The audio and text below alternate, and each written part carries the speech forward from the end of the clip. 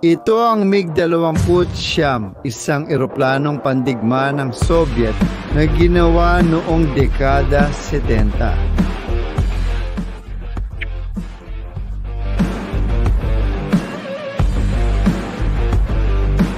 Ito ay dinisenyo upang maging mabilis, maliksi, at nakamamatay sa labanang panghimpapawid.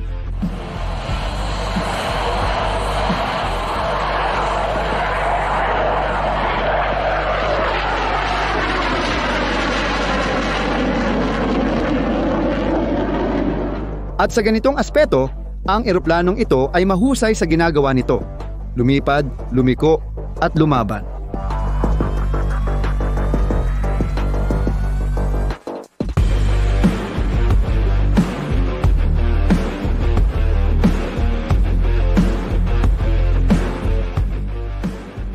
Ngayon, ginagamit ng Ukraine ang mga parehong jet na ito sa isang makabagong digmaan. Pero ngayon, kailangan nilang gawin ang isang bagay na lubos na kakaiba, atakehin ang mga target mula sa malayong distansya na may eksaktong katumpakan. Ngunit, dito tayo may malaking problema. Ang jet na ito ay ginawa noong 1980. Ang mga computer nito ay wala pang global positioning system. Kaya, paano mo mapapagamit ang isang napakatandang makina ng mga bagong armas na ginagabayan ng satellite? Well, nahanap ng mga Ukranyano ang solusyon at ito ay simple at matalino sa parehong panahon. Para mas maintindihan mo, hayaan mong ikwento ko sa iyo ang isang kamanghamanghang kwento na nangyari noong Mayo ng taong ito. Bandang alas 5:45 ng umaga noong ika-26 ng Mayo, isang piloto mula sa Ukranya ang naghahanda para sa isang misyon na tila imposibleng magawa. Atakehin niya ang isang base ng Federal Security Service, ang serbisyo ng seguridad ng Rusya.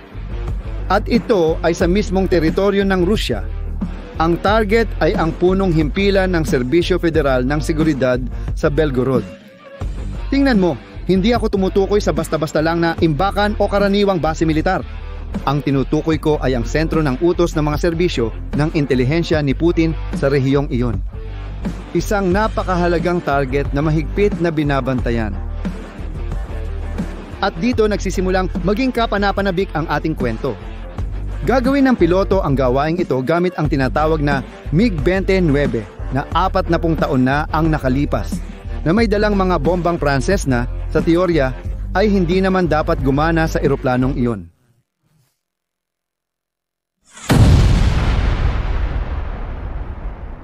Gumana naman, kakaiba, di ba? Ganito, ang sikreto para mapagana yon ay nakadikit lang sa panel ng cockpit. Isang iPad. Tama yan, isang ordinaryong iPad, yung klase na ginagamit mo para manood ng Netflix o mag-browse sa internet. Pero ang iPad na ito ay may espesyal na Ukrainian software na gumagawa ng isang kamanghamanghang bagay. Ikino-convert nito ang mga modernong impormasyon ng Global Positioning System sa isang wika na naiintindihan ng mga French na bomba. Isipin mo ito ng ganito. Parang kumuha ka ng Walkman mula dekada 80 at napagana mo itong tumugtog ng musika mula sa Spotify. Parang imposibleng mangyari, di ba? Pero eksaktong yan ang ginawa ng mga inhinyerong Ukranyano. Tumatanggap ang iPad ng mga koordinada ng target, ginagamit ang sarili nitong Global Positioning System Receiver para sa nabigasyon at pagkatapos ay kino-convert lahat ng iyon sa format na kayang iproseso ng mga bomba. Oo naman, ano ang mas nakakabilib sa bagay na yan? Ang isang integrasyon ng militar para gawin ito sa tradisyonal na paraan ay aabuti ng mga taon at gagastos ng milyon-milyong dolyar. Samantalang ang solusyon ng mga Ukranyano ay inabot lang ng ilang linggo ng trabaho at 500 dolyar para bumili ng tablet. Pero balikan natin ang ating piloto dahil alas 6:15 ng umaga siya ay lumilipad na lamang sa 50 metro lang ang taas niya sa tanawin ng Ukranya. Sobrang baba na ang mga turbina ng jet niya ay nagpapagalaw sa mga taniman ng trigo at nagpapalipad ng mga ibon sa takot na mga ulap. At ang dahilan kung bakit siya lumilipad ng sobrang baba at delikado ay dahil sa pisika at ito ay napakatalino. Tingnan mo ang mga sistemang pangdepensa ng himpapawid ng Russia. Lalo na ang sikat na S-400 ay kayang mag-detect at sumira ng mga target mula sa 400 kilometro ang layo. Pero nangyayari lang yon kung makikita nila ang target. At dito pumapasok ang kurbada ng mundo. Gaano man kalakas ang isang radar, hindi nito kayang makita sa kabila ng planeta. Sa 50 metro ng taas, ang abot tanaw ng isang radar sa lupa ay 25 kilometro lang. Ibig sabihin, ang ating piloto ay ganap na hindi nakikita hanggang sa makalapit siya ng husto sa mga Ruso. Pero siya ay nakikipagkarera laban sa oras. Sa eksaktong 3 minuto, kailangan niyang iwanan ang pagiging hindi nakikita at tumaas diretso sa target ng mga sistema ng depensa ng kalaban. Ang eroplano ay may dalang 2 French na bomba na Armament Air-Sol Modular Hammer na tig 250 kilo bawat isa. Pero parang hindi patas na tawaging bomba ito dahil ang Armament Air-Sol Modular Hammer ay, sa totoo lang, isang hybrid na misil. Ipaliwanag ko ang pagkakaiba. Ang isang karaniwang bomba ay basta na lang bumabagsak. Ang sikat na Joint Direct Attack Munition ng Amerika ay gumagamit ng mga pakpak para lumipad papunta sa target.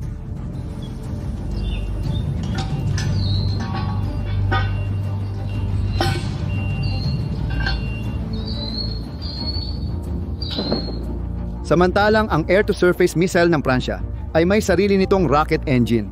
At ito ang nagbibigay ng malaking pagkakaiba. Pagkatapos itong ilunsad, umaandar ang engine na ito at itinutulak ang bomba sa bilis na halos supersonic. Hindi lang ito basta pagbagsak na may estilo. Isa itong motorisadong paglipad na nagpapalawak ng abot ng higit sa 70 kilometro at nagbibigay ito ng sapat na lakas para butasin ang mga target na may armor. Bawat isa sa mga bombang ito ay mas mahal pa kaysa sa bahay ng karamihan sa mga tao at kayang magpasabog sa isang partikular na bintana na 70 kilometro ang layo. Ang katumpakan nito ay hanggang 1 metro lang. Maingat na pinili ang bombang ito para sa misyon noong umagang iyon.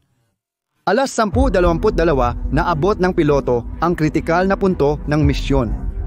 Hinila niya ng malakas ang manibela at agad na tumugon ang MiG-29. Tumataas ang ilong nito sa 45 degree. Piniga ng G-force ang piloto laban sa upuan habang umiikot ng walang kontrol ang altimeter. 1,000, 2,000, 3,000. Biglang sumabog sa elektronikong kaguluhan ang radar warning receiver sa loob ng sabungan. Lahat ng sistema ng depensang panghimpapawid sa kanlurang bahagi ng Rusya ay kakadetect lang ng isang kalabang jet na umaakyat diretso papasok sa kanilang saklaw. Ang pinakamalapit na S-400 system na matatagpuan sa timog silangan ng Belgorod ay nagsimulang tutukan ang MiG gamit ang kanilang fire control radar. Sa loob ng ilang segundo, magkakaroon na ng firing solusyon ang fire control system pero may kalamangan ang piloto, isang sorpresa. Mayroon lamang mas mababa sa 45 segundo ang mga Ruso, mula sa pagkakatuklas hanggang sa aktwal na pag-atake sa target. At ang kanilang mga pamamaraan ay ginawa para sa mga karaniwang uri ng pag-atake. Hindi nila kailanman inasahan na gagawa ang Ukranya ng isang bagay na ganoon kaloko. Sa 5,000 metro ang taas, narating ng piloto ang punto ng pagpapakawala. Ipinapakita ng iPad ang pinakamainam na mga parametro para sa pagpapaputok. 2 matitigas na tunog ang yumanig sa fuselage habang kumakawala ang mga bombang AESM mula sa mga pakpak.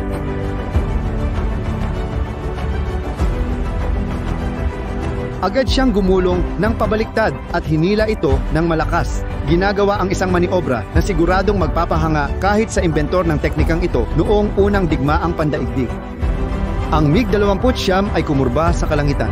Ipinagpapalit ang altitude para sa bilis, habang sumisid ito pabalik sa kaligtasan ng mababang lipad. Sa likod niya, ang 2 bomba ay patuloy na sumusunod sa kanilang landas papunta sa target. Ang kanilang mga rocket engine ay sumiklab ng isang kidlat. Pinabilis sila sa kahabaan ng balistikong arko papunta sa Belgorod. Ang mga Global Positioning System Receiver ay nakakapit sa mga signal ng satellite, habang ang mga Inertial Navigation System ay sinusukat ang bawat maliit na paglihis. Ang mga bomba ngayon ay lumilipad na mag-isa, gumagawa ng daan-daang micro-corrections bawat segundo para matiyak na tatama sila sa kanilang mga pre-programmed na koordinada ng eksakto.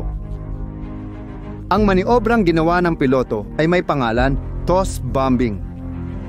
Ito ay dinevelop noong panahon ng Cold War, kung kailan ang mga fighter bomber na may dalang nuklear ay kailangang maghulog ng bomba nang hindi direktang lumilipad sa ibabaw ng kanilang mga target. Simple lang ang pisika, umakyat sa matarik na anggulo, bitawan ang mga bomba habang paakyat, at pagkatapos ay tumakas habang ang momentum ang magdadala ng mga armas papunta sa target. Simple sa teorya, baliw sa practice, lalo na laban sa mga modernong air defense. Mabilis ang naging tugon ng mga Ruso, pero walang saysay. 2 interceptor missile ang inilunsad mula sa kanilang mga plataporma. Nagmamadali silang harangin ang MiG-29, pero ang jet ay bumalik na agad sa taas ng mga tuktok ng puno. Gumagawa ng mga evasive maneuver habang mabilis na bumabalik pa uwi. Ang mga interceptor na dinisenyo para pabagsakin ang mga high-flying bomber ay hindi kayang mag-track ng target na dikit sa lupa. Dumaan lang sila sa itaas, at ang kanilang proximity fuse ay walang natamaan kundi bakanting langit. At heto ang mahalagang punto. Ang S-400 ay may isang jamming na kahinaan. Sa kabila ng lahat ng kanyang kasopistikaduhan, kailangan ng sistema ng humigit kumulang 10 segundo mula sa pagtuklas hanggang sa pag-atake kapag humaharap sa mga target na biglang lumilitaw sa mababang altitude. Una, kailangang matukoy at makilala ng search radar ang banta. Pagkatapos, kailangang mag-lock at bumuo ng solusyon sa pagputok ang fire control radar. Ang mismong misil ay nangangailangan ng 3 segundo mula sa utos ng paglulunsad hanggang sa makaalis sa rails. At pagkatapos, may oras pa ng paglipad papunta sa target. Laban sa mga bombarderong mataas ang lipad o mga cruise missile na may predictable na trajectory, gumagana ng perpekto ang sequence na ito. Napakabagal nito laban sa fighter jet na gumagawa ng toss bombing maneuver na nagiging sanhi ng sakuna. Mas malala pa, ang S-400 ay ino-optimize para sa mga malalaking eroplano at missile, hindi para sa maliliit at guided na bomba. Ang mga interceptor missile ay malalaking sandata, dinisenyo para pabagsakin ang mga bomber, hindi mga surgical na instrumento para harangin ang mga precision munition.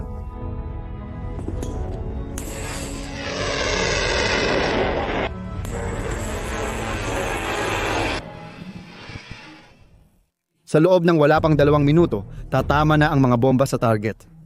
Ang mga opisyal ng Federal Security Service sa Belgorod ay walang kaalam-alam na mangyayari ito. Mga smart bombang inihulog papunta sa kanila, ginagabayan ng mga satellite na hindi nila nakikita at teknolohiyang hindi nila mapipigilan. Alas 6:27, ang unang bombang Armament Aerosol Modular Hammer ay tumagos sa bubong ng punong tanggapan ng Federal Security Service. Ang fuse na nakaprograma para sa pag-antala ng 25 milisegundo ay nagbilang pabalik ng eksaktong elektroniko habang ang warhead ay sumisid pababa sa itaas na bahagi ng gusali. Sa pagsabog, ang 87 kilo nitong pampasabog ay naging gas mula sa pagiging solid sa loob ng mikrosegundo. Ang shockwave ay kumalat sa 8,000 metro bawat segundo, na lumikha ng sobrang presyon na higit sa 200 pounds per square inch, sapat para puksain ang sinumang tao sa loob ng gusali. Ngunit ang pisika ng pagkawasak ay nagsisimula pa lamang. Ang pagsabog sa loob ng saradong estruktura ay lumikha ng isang phenomenon na tinatawag na reflected overpressure. Ang shockwave ay tumalbog sa mga pader at sahig na natira, dinoble at tinriple ang kapangyarihan nitong manira. Hindi lang nabasag ang mga bintana, sumabog ang mga ito palabas na parang ulan ng bubog na kalaunan ay natagpuan na nakabaon sa mga gusali na 300 metro ang layo. Ang mga kasangkapang pang-opisina ay naging mga bala. Ang mga filing cabinet na puno ng classified na dokumento ay naging parang metal na konfeti. Ang ikalawang bomba ay bumagsak 3 segundo matapos ang una humampas 20 metro mula sa unang tama. Sa puntong iyon, ang integridad ng estruktura ng gusali ay sira na. Nawala na ang mga pader na sumusuporta at ang mga haligi ay wasak-wasak na. Ang pangalawang pagsabog ay tumama sa estrukturang halos bumagsak na at nagbigay ng huling dagok. Kumalat ang pagkawasak sa mahinang estruktura na parang isang mapanirang alon na nagdulot ng tinatawag na mga inhinyero na tinatawag nilang progresibong pagbagsak. Palapag kada palapag, nagsimulang lamunin ng punong tanggapan ng Federal Security Service ang sarili nito. Bumagsak ang ika-4 na palapag sa ika-3 palapag, dinagdagan pa ang bigat ng pagkawasak. Sumunod, gumuho rin ang ika-5 palapag. Bawat pagbagsak ay nagdagdag ng enerhiyang kinetiko sa sakuna. Sa loob ng wala pang 5 segundo, ang dating 5 palapag na simbolo ng seguridad ng Estado ng Russia ay naging isang usok na tambak ng mga guho at lihim. At ang kahulugan ng pag-ataking ito ay lampas pa sa pisikal na pagkawasak. Ang Federal Security Service ay hindi lang isang gusali ng opisina. Ito ang tuwirang tagapagmana ng Soviet KGB at isang pangunahing haligi ng rehimen ni Putin. Ito ang unang pag-atake sa mga serbisyo ng intelihensya ng Russia sa buong digmaan. Mas mahalaga pa rito, nangyari ito sa Belgorod, teritoryo ng Russia. Ang mga pag-atake sa loob ng Russia ay may napakalaking simbolikong bigat. Tuwirang hinahamon ng mga ito ang naratibo ng Russia na ang espesyal na operasyong militar ay isang malayong at propesyonal na labanan na walang epekto sa karaniwang mga Ruso. Kapag tumunog ang mga sirena ng air raid at sumabog ang mga gusali sa isang malaking lungsod sa Russia, nagiging hindi na maikakaila ang digmaan at nagaganap ito malapit sa inyong tahanan. Isa itong sinadyang estratehiya ng Ukraine para pataasin ang gastos ng digmaan. Para sa Russia, pinipilit si Putin na gumastos ng pampulitikang kapital at mga rekurso ng militar sa pagtatanggol ng sarili niyang teritoryo. Pero marahil ang pinakakapanapanabik na aspeto ng buong operasyong ito ay kung ano ang kinakatawan nito. Isang bagong panahon sa digmaan. Hindi na tungkol sa kung sino ang may pinakamahal na mga armas, kundi kung sino ang mas malikhain at madaling makibagay. Kinuha ng Ukranya ang isang 40 taong gulang na jet, nagdagdag ng $500 na tablet at $2 milyong bawat isa na mga bombang Pranses, at lumikha ng kakayahan na hinahamon ang isa sa mga pinakasopistikadong sistema ng depensa sa mundo. At ang pinaka-ironiko sa lahat ay ang mismong S-400 ay naging target na ngayon. Ang kanilang malalakas na radar ay parang mga ilaw sa dilim na nagpapadala ng kanilang lokasyon sa elektronikong intelihensya ng Ukranya. Napipilitan na ngayong gumamit ang Rusya ng mga short-range na sistema ng depensa para protektahan ang mismong S-400. Sa madaling salita, kailangan ng kalasag ng sarili nitong kalasag. Ang kahangahangang kwentong ito na nangyari noong Mayo ng 2025 ay nagpapakita na pumasok na tayo sa isang bagong panahon, ang panahon ng asymmetric na inobasyon. Sa madaling salita, ang maliliit na puwersa na may pagkamalikhain at kakayahang umangkop ay maaaring talunin ang mas malalaki at mas mahal na mga sistema. Isang panahon kung saan ang software at talino ay nanaig laban sa pisikal na hardware. Ang hinaharap ng digmaan ay hindi na lamang pag-aari ng mga superpower na may pinakamalalaking budget. Ito ay may pag-aari ng mga kayang mag-innovate ng mas mabilis, mas mahusay mag-adapt at mag-isip ng labas sa kahon.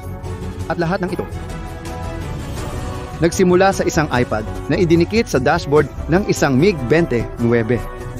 Ngayon, sabihin mo sa akin sa mga komento, sa palagay mo, ano ang pinakamahalaga sa makabagong digmaan? Ang magkaroon ng pinakamahal at pinaka-advanced na kagamitan o ang magkaroon ng pagiging malikhain para magamit ang meron ka sa kakaibang paraan? Gusto kong malaman kung ano ang iniisip ninyo tungkol dito.